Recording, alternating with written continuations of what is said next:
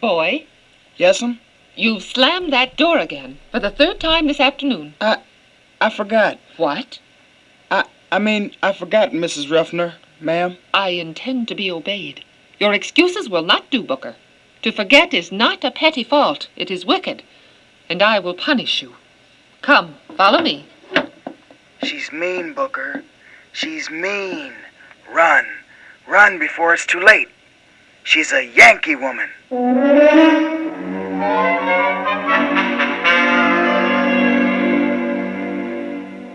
It's about a boy, a very poor boy, who at first didn't even have a last name. Didn't have a last name? Right? Why, Aunt Sue, everybody has a last name. A first and a last name. Not this boy, Uncle Dan. He just barely had a first name, but he had no last name at all. That's strange. But he grew up to become a great American.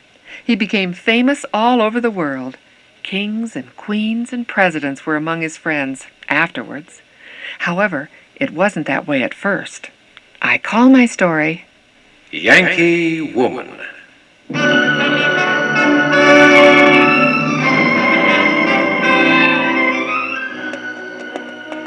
Hey, here comes the dispatch Hey, I rider. wonder what he has to tell. Perhaps it's his Good coming, news. everybody. It's coming. Whoa! Whoa! It's over! It's over, y'all! Peace has been signed. The war is over! Hey, giddy up! Mr. Giddy up, I tell you. Run, Sally Fairchild. Tell the folk at the big house. I'm so happy I'm well nigh distracted. peace. It had been signed, and at last the two warring halves of a great nation could stop fighting each other. The Civil War was over.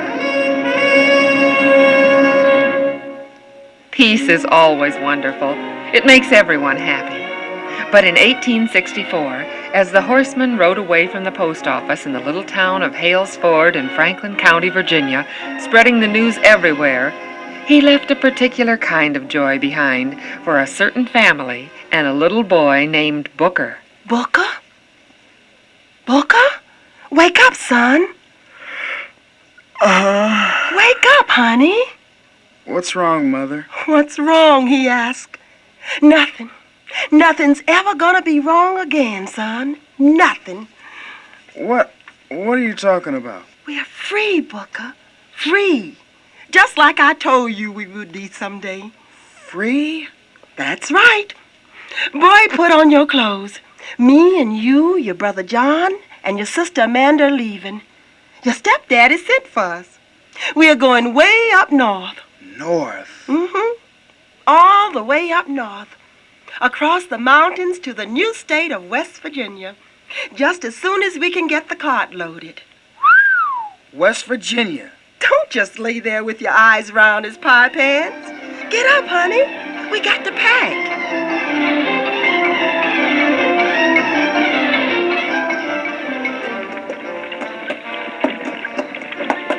Say, aren't you Harper's Joe? No, I ain't nobody's Joe. Not no more. I'm my own Joe.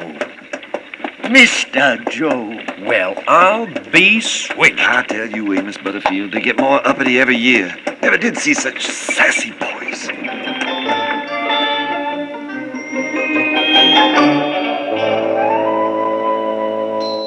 And then saddle up my old mule Beauregard, boy. Not boy. What? Not boy.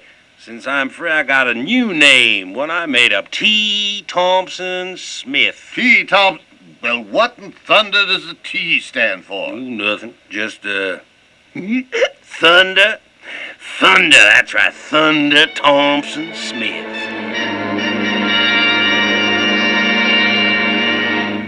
After 240 terrible years of suffering and slavery, at last they were free.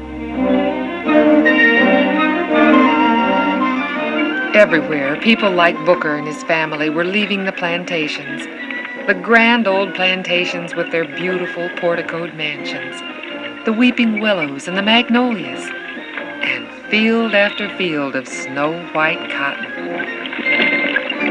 The sounds of wagon wheels echoed and re-echoed throughout the South, turning, moving onward.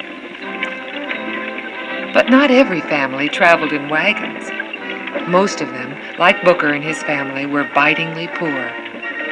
It was several hundred miles from Hales Ford to Kanawha Valley, West Virginia. All their goods were loaded into a cart, which they pushed before them. And Booker and his mother and brother and sister walked behind it, hundreds of miles over the mountains. At night, after wearily walking all day, the children and their mother camped out, either in a vacant field or in a clearing in the forest. Other travelers did too, and the men would build warm fires while the women roasted food, including small game that some of the men caught. How John and Booker enjoyed this.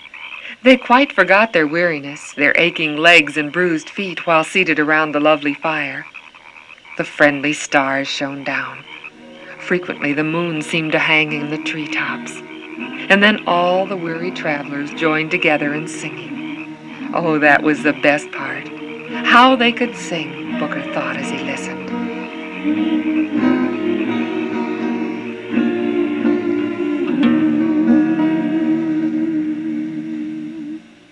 And finally they were there. Kanawha Valley, West Virginia. Before the war, Booker's stepfather had lived on a separate plantation from the rest of the family. He had belonged to a different master. But now he too was free. He'd gone ahead of them to a new life in West Virginia. And at last the family was all together. Sam, now that the fuss of getting here is over, I tell you what I want more than anything else in this whole wide world. What, Pat? I want us all to kneel down right here in a prayer circle and offer thanks. Somehow, I never thought I'd live to see my whole family together under one roof. But God in heaven is good. He's so good to us, Sam. May I pray, Mother? Of course you may, sugar. Here, little Amanda, you take your stepfather's hand. Now, John, you take mine tight. We're all holding hands, thank God. Go ahead, Booker. Dear Father in heaven, we thank you for helping us. You set us free, and you protected us from snakes and bears and things on our way here. Bless our daddy, and help us to be good. Booker's new home was in the little Kanawha Valley salt mining town of Malden, West Virginia, about 5 miles from the city of Charleston. Times were very difficult, and even though Booker was but a boy, he had to go to work with his older brother John in one of the big salt mines. Later, it was a dark coal mine. Often the young string bean of a lad with the large, bright eyes had to start work as early as 4 o'clock in the morning, and he labored until late evening. But there were many children in his neighborhood, and he made many friends. One day... Mother! Mother! Booker, not so loud. Now, what is it? There's a new boy in the neighborhood. A boy just like me. Oh? Just my age. He's named Johnny, and he came here from Ohio to spend 2 weeks with his grandma. Oh, that's nice. And guess what? Guess what, Mother? What? He goes to school, and he has something called a book.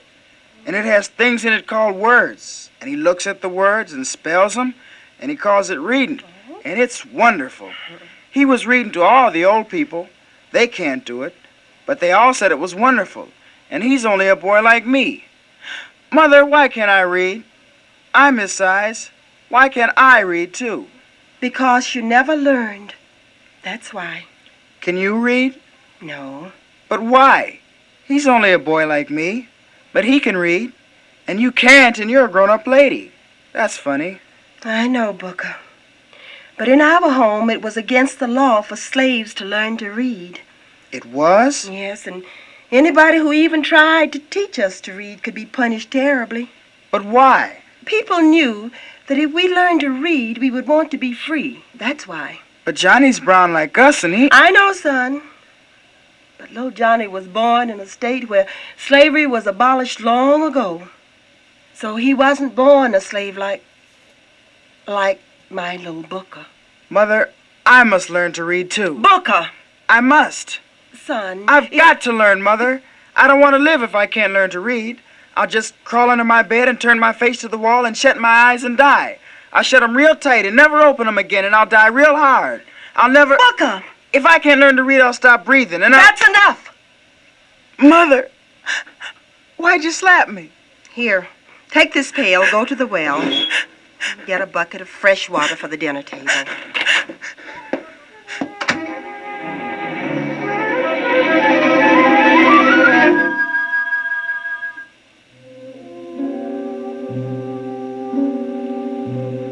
That night, long after everyone else was asleep,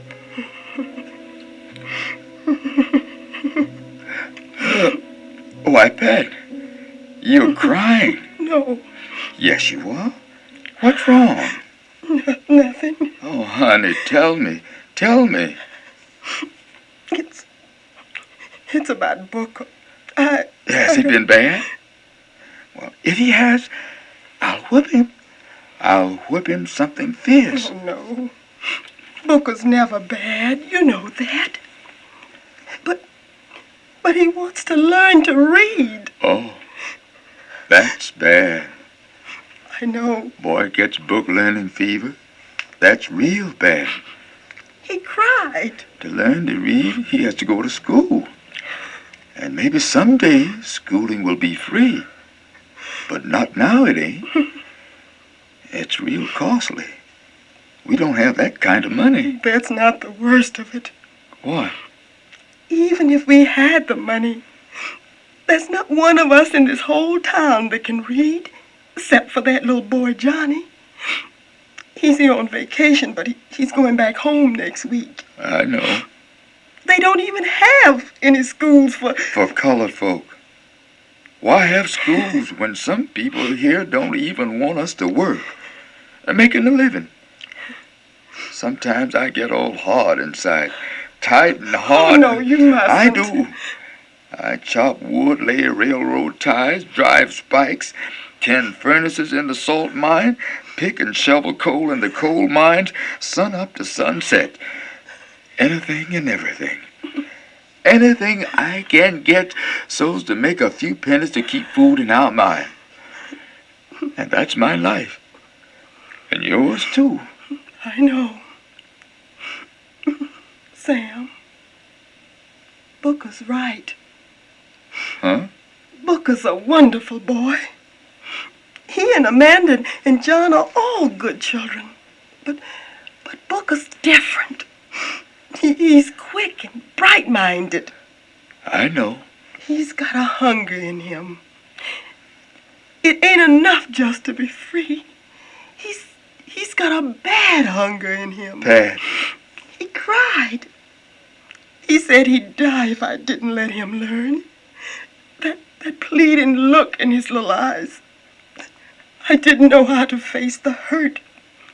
How to tell him. Don't get upset now. So I slapped him. Hard. For the first time, I slapped my son. I slapped him for wanting something better than he had. Pat, I could get him a new job. Maybe helping me. That would take his mind off book learning. Oh, no. He's right. He will die. He's strong opinion, that boy. He'd just shrivel up inside and die. Die in his soul. It's nearly daylight, Pat.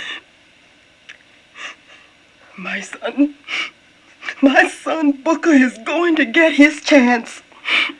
There's no money, no schools, no hope. There's always hope, Sam. I'll pray to God, and I'll work hard. Schooling is an extra. We just barely can eat. You know that. Schooling is not an extra. Good schooling is the difference in what makes one black man a man and another black man a boy all his life. Now, Pat, don't look at me like that. We're in the dark. How you know how I'm looking at you? I can feel your eyes on me, like fire. Booker's going to be a man, an educated man. I'll work in the rich folks' kitchens. I'll work my fingers to the bone. I'll sew. I'll scrub floors. But my son Booker shall have his chance to be all that he wants to be. Time passed. One day, while working in the darkness, far deep down a mile beneath the earth in the coal mine, Booker overheard two big men miners talking about a school for his people. Listening to them, he was strangely transfixed with joy. After a few moments, he quietly crept closer so that he could hear better. That's right. Some of our folk got up enough gumption to start a school. They call it Hampton. Hampton? Yeah, Hampton Institute. Hampton is the name of the town where it's at. They tell me it's a boarding school. Our boys and girls can go there, and they can work and live there whilst they're learning. Hampton, hundreds of miles away. Now Booker had hope, the faintest hope. Hampton. That's where he could get the schooling he wanted. In the darkness of that coal mine, standing there covered with soot and grime, he determined in his heart that he would, somehow, someday, get to Hampton. But it would take money, lots of it. Where would he even get the money to travel there, let alone to stay there and study? It was a wonderful dream, but it was years away. Oh, son, we've got 25 cents to our name. That's all. I know, Mother, but I'll work more. I'm kind of thin, but I'm strong.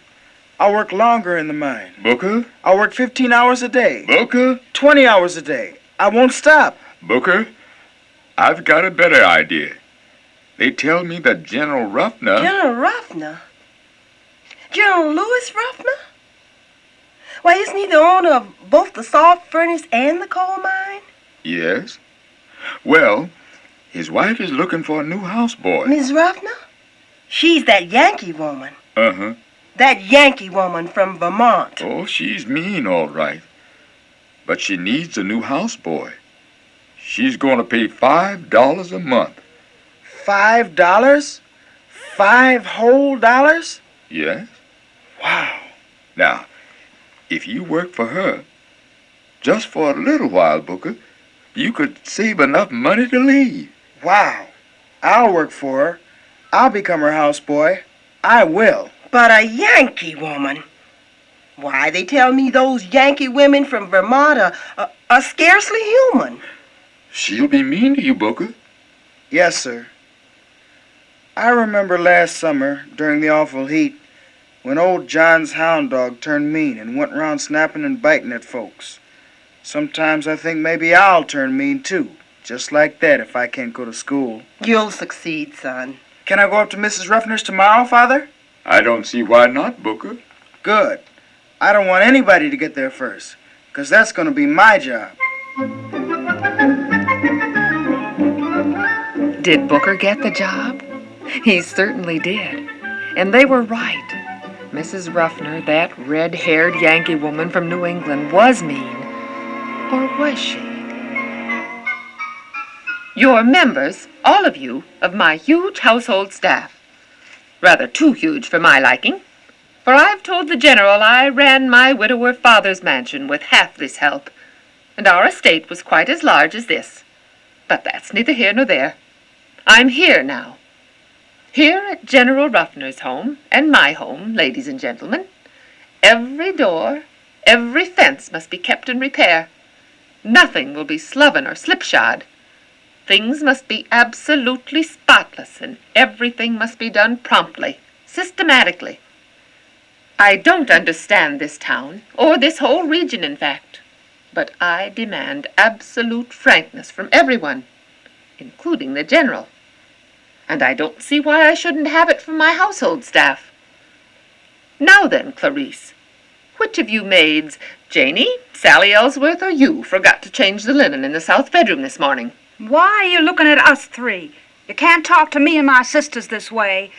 We had money before the war, and we may be working as maids, but we're as good as you are. You're right. You are as good as I am. And that's why you're going to make beds, just the way I make them. Get your aprons on. I'll ring for the butler and the carriage driver. We're cleaning this whole house today. All 22 rooms, top to bottom.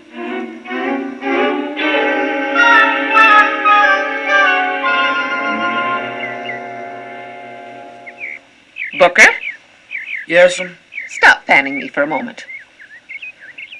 My, but this southern heat is unbearable. Booker? Yes'm. I see one speck of paper out there on the front lawn. Do you see it?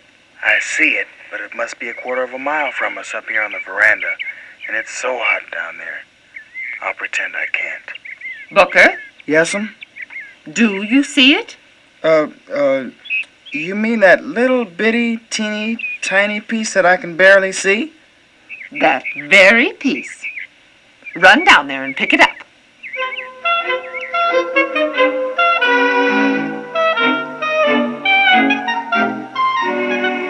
Booker, we've work to do this morning. There's a grease spot on the kitchen floor. Wipe it up quickly, and then go out and whitewash the fence on the west lawn. When you finish that, beat the rugs. Then report to me immediately. You're going to help Clarice and me pickle cucumbers.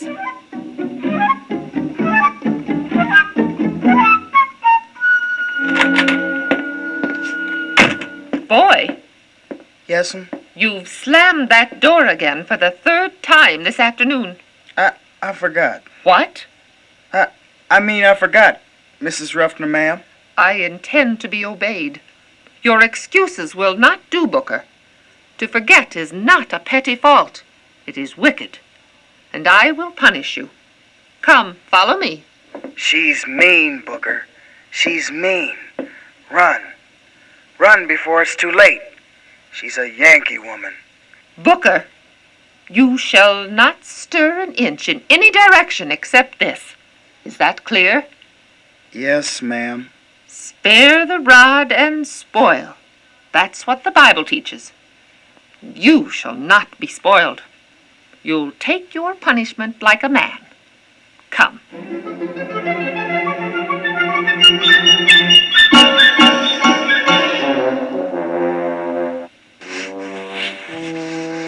That's it. Now scrub there. Yes, ma'am. And there. Yes, ma'am. And over there. Yes, ma'am.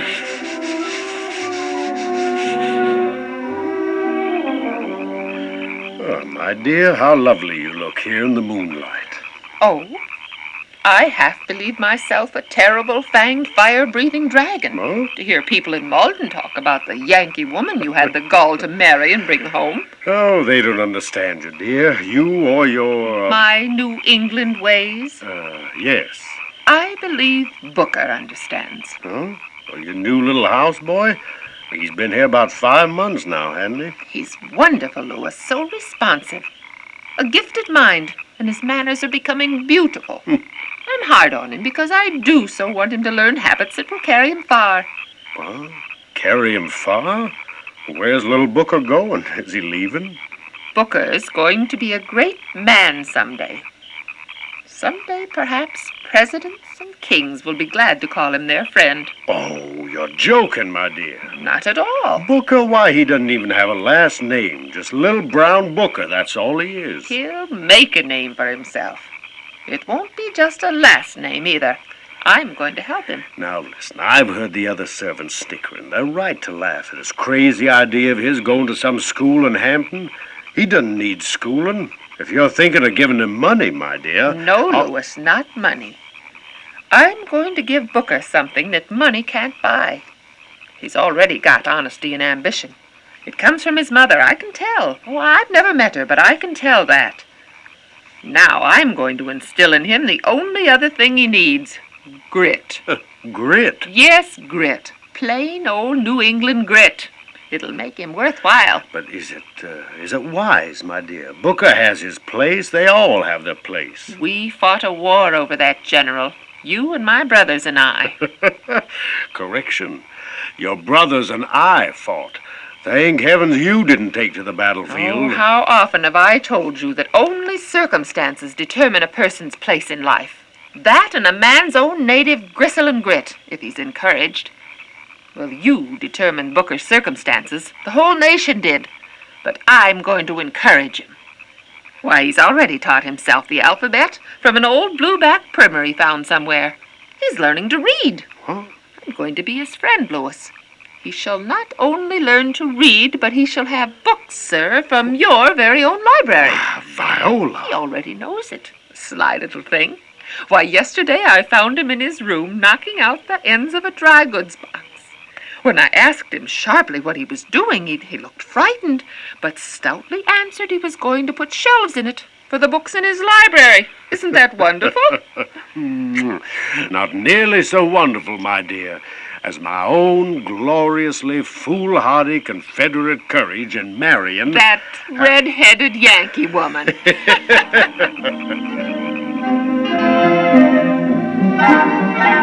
Instead of fearing Mrs. Ruffner, that Yankee woman, Booker soon learned to look upon her as one of his best friends. And she, for her part, when she found that she could trust him, why, she did so implicitly. That was her Yankee way. Booker saved his money bit by bit, and after 2 years he had saved $95. That was the money he was to use to go to school at faraway Hampton Institute. But alas, it was not to be. Much sorrow lay ahead. In my next chapter, I'll tell you what happened to his hard-won money. I'll finish my story of the boy who had no last name, but nevertheless became a great American, a friend of presidents and kings and queens.